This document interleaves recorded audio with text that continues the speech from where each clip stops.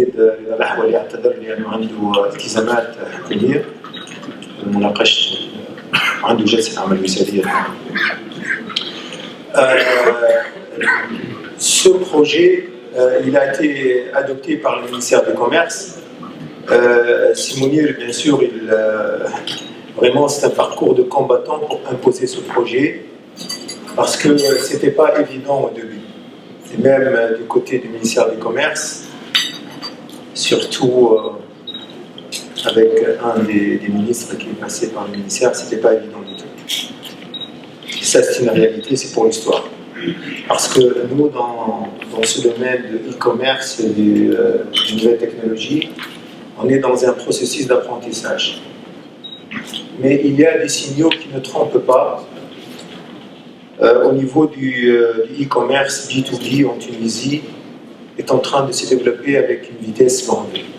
Ça, c'est une réalité. Tout d'abord, la présence des entreprises tunisiennes est en train d'augmenter de l'ordre de 17-20% sur les plateformes internationales. Comme a dit Simer, donc le nombre des entreprises présentes sur la plateforme, c'est important, mais ce n'est pas suffisant. Et ça, c'est un message fort qu'on doit véhiculer auprès des opérateurs tunisiens, des chefs d'entreprise. Parce que, comme vous le savez, la migration vers le numérique, c'est inévitable pour la Tunisie. D'ailleurs, notre structure économique, notre tissu, notre réalité, même notre position géostratégique nous impose à migrer vers le virtuel. Si on ne migre pas, on va être plus vulnérable qu'avant, avec les problèmes autour de nous. Donc, le e-commerce et le e-business est en train de se développer en Europe, ça c'est une réalité, en Tunisie, malgré la crise.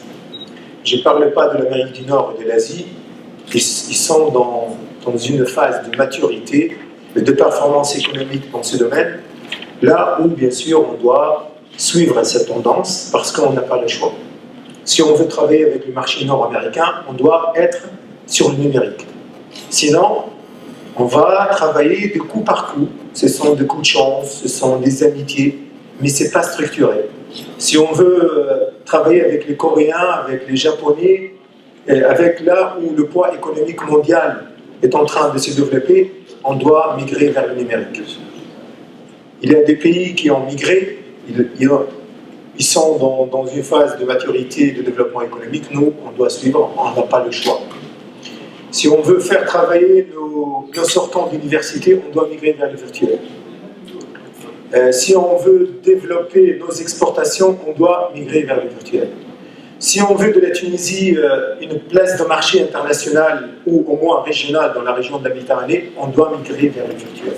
Ça, c'est inévitable. Ce projet, normalement, on l'a présenté dès le séminaire, ça fait une année, à Korba, pour préparer la stratégie de Tunisie Digital 2018.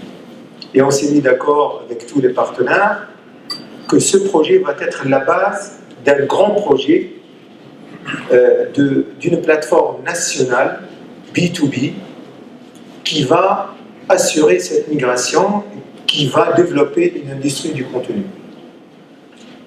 Parce que ce qui se passe maintenant, un Tunisien normal qui vit en Tunisie ou à l'étranger, s'il prend Google, il met un produit tunisien, il va trouver le fournisseur, la première page des entreprises chinoises. Pourtant, le produit est tunisien. Et ça, c'est pas normal. C'est la défaillance chez nous. On n'a pas développé un contenu. Et le contenu doit être, et ça, on a un avantage extraordinaire.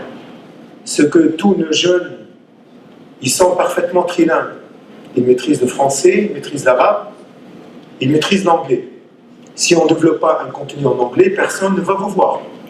Mais il y a un contenu en arabe qu'on peut développer, parce que le contenu en arabe, dans 5 ans, il va dépasser le contenu en français. Ça, c'est une réalité. Il y a toute une jeunesse arabe de 350 millions d'habitants qui se met sur le net. Donc on doit être présent. Il y a un marché. Et lorsque je parle d'un marché, ce n'est pas seulement un marché de biens. Il y a un marché de services.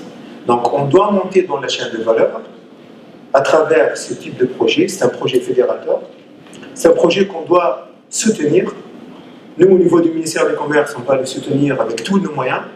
mais le soutien réel doit être de toutes les parties concernées, des chefs d'entreprise, des autres chambres de commerce, de l'UTICA, de Connect, bien sûr, et de la société civile, de la presse. On doit soutenir ce projet, on doit le faire connaître non seulement en Tunisie, parce que c'est une chance pour la Tunisie. D'ailleurs, ce projet il va nous ouvrir des passerelles avec l'Afrique, et ce n'est pas évident de travailler avec l'Afrique. C'est vrai, on est des Africains, mais réellement, on est très loin. Et on n'arrive pas à se positionner comme nos partenaires turcs, nos partenaires marocains, malheureusement. Nous, on doit se positionner via ces projets, ces plateformes. Ils vont nous offrir des raccourcis, parce qu'investir en Afrique, ça nécessite beaucoup de fonds. Le numérique nous offre cette opportunité avec le minimum de coûts. Donc on doit s'y mettre, on doit adhérer à ce projet, et on doit générer un contenu visible et capable de capter et de générer une valeur ajoutée pour notre économie.